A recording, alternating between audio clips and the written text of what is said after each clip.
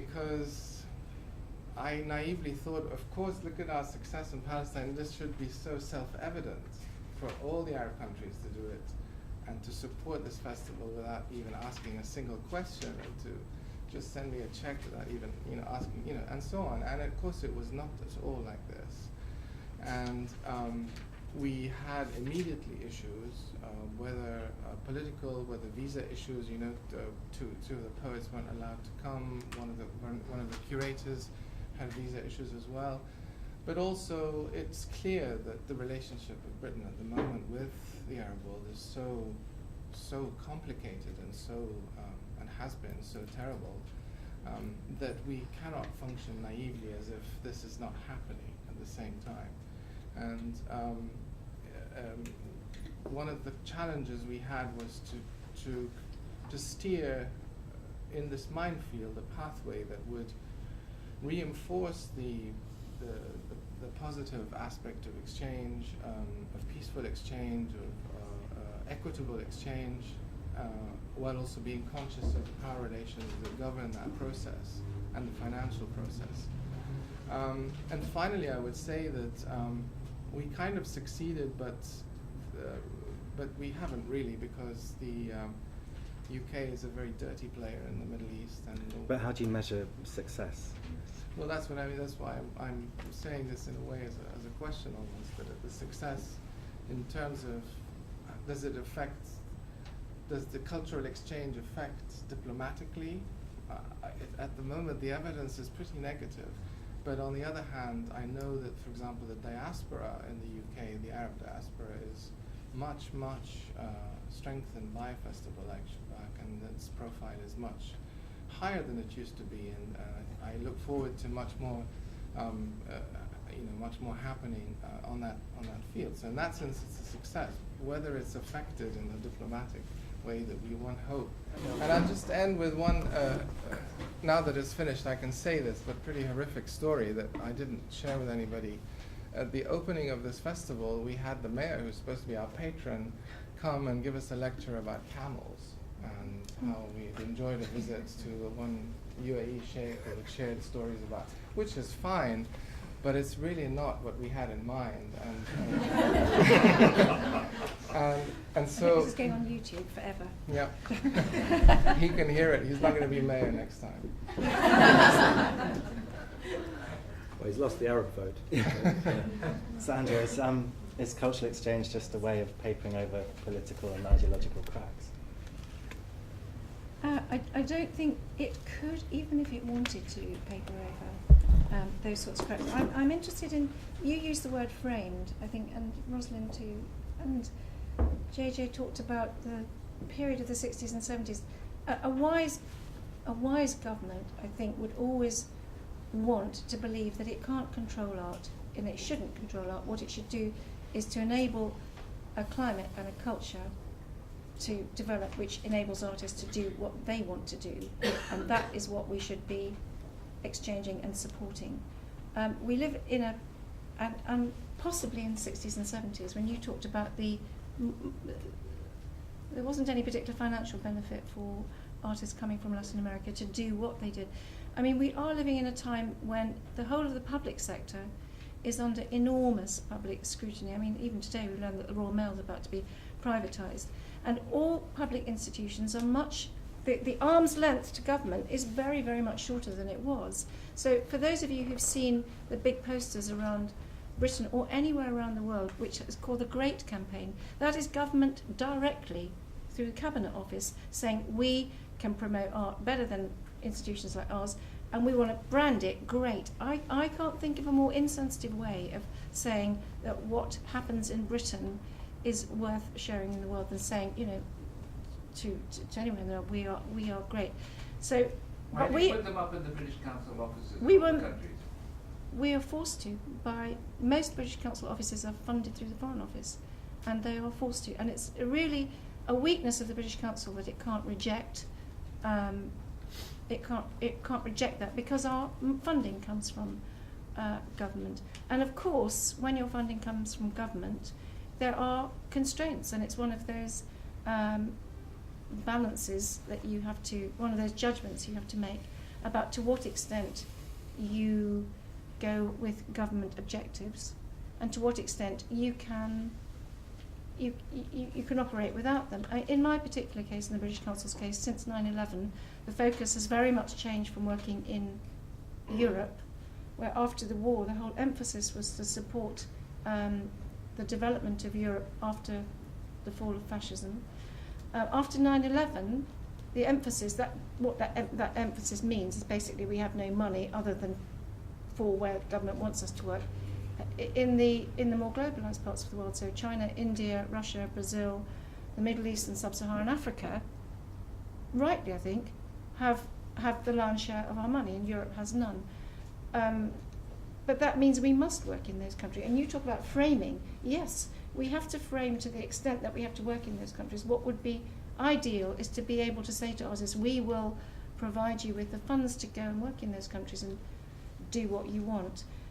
But then we also have to, I don't want to get into the whole sort of government economics and what you have to show government, but basically for every single penny that we give, we have to show a result. There aren't any results in the world of speculative, curious, meditative, reflective enjoyment and knowledge of the world we live in. That's what artists are here to do. It's their job to do that. If we can encourage artists of wherever, whether it's Britain or America or Africa, to be able to do that and to share the results of that with others, I think we'd be doing a very good job. It's just very difficult to persuade government of the same. Sorry. No, go ahead.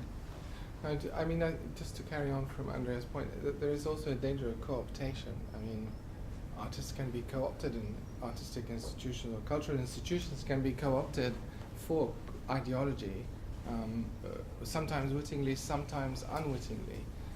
So I think that's why it's, to go back to this issue of the power relations, why it's very important, both for artists and people working in this field, writers and filmmakers and so on, to be very aware of their relationships with powerful, with their own status, their own power, because they acquire a certain power when they become known, and with the issues that they engage with. I mean, it's almost. I mean, for example, I'll give you an example.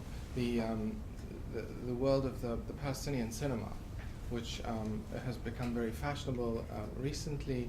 It's not always clear to me that many of the films in this cinema are actually bothering anybody, and sometimes it seems to me that they're being used as a kind of in a tokenistic way to say, oh, here, we're doing you a favor, giving you a prize here and there, you can just shut up about the rest, sort of thing. So we need to be careful about that. Similarly, there's a very long argument, and I'm not sure this is the place for it, about the pros and cons of the cultural boycott of Israel, which conflates these issues, and but again, a lot of artists will refuse to engage in artistic projects with Israelis, Palestinian artists, because of the power relations.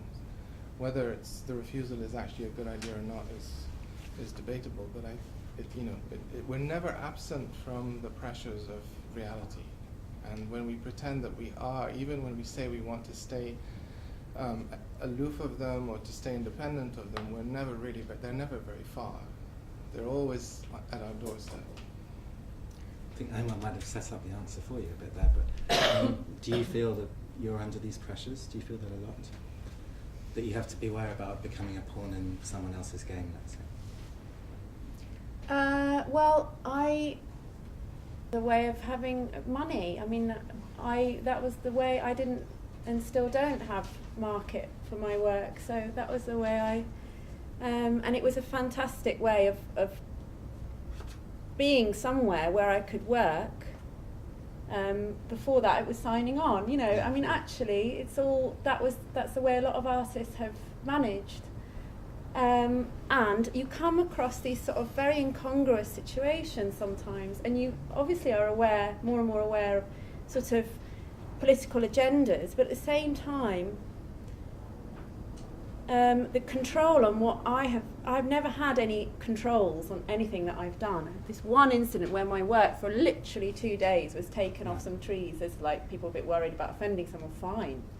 I have not had that experience. I have sometimes sort of found myself involved in something that I didn't agree with because I wasn't aware of, you know, what it was, and that's my kind of error.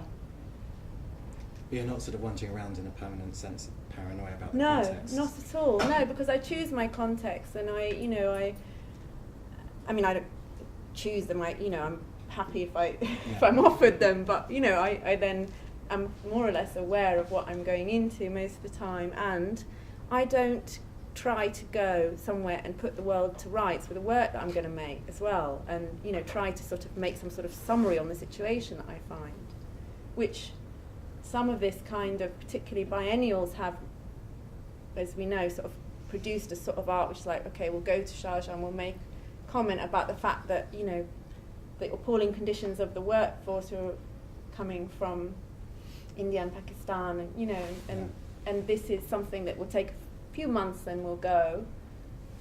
So I think there's political questions on the sides of the artist activity as well, and what they're wittingly kind of going into, and in the end, maybe not raising questions, but maybe pleasing everybody in a way that they feel sort of cleansed by this activity, the state that they're going into and the state that sent them there.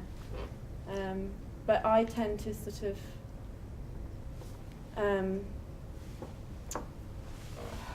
I suppose like most people operate from a very particular personal perspective and then open out to things and go in quite intuitively to these situations, but I don't try to kind of sum up. JJ, do you think that cultural exchange is one of the ways that pushes forward the suggestions that culture or fine art or visual art can fix things? Well, don't forget that a lot of artists think that they are, lots of artists make art that is a form of political intervention, right? Lots of artists are partisan, lots of artists take positions, lots of artists produce art which is by no means ambiguous about what it considers, what position it takes on many issues. Similarly, people are partisan when they take up stances like, for example, cultural boycotts. In my opinion, artists and creative academics and artists and people who cherish the broad nature of human knowledge and human culture should not be in the business of stopping people from being able to exchange that. That's not just a partisan issue about whether I stick up for Israel or not. I just don't think that people who are involved in human creativity should be in the business of stopping others from circulating.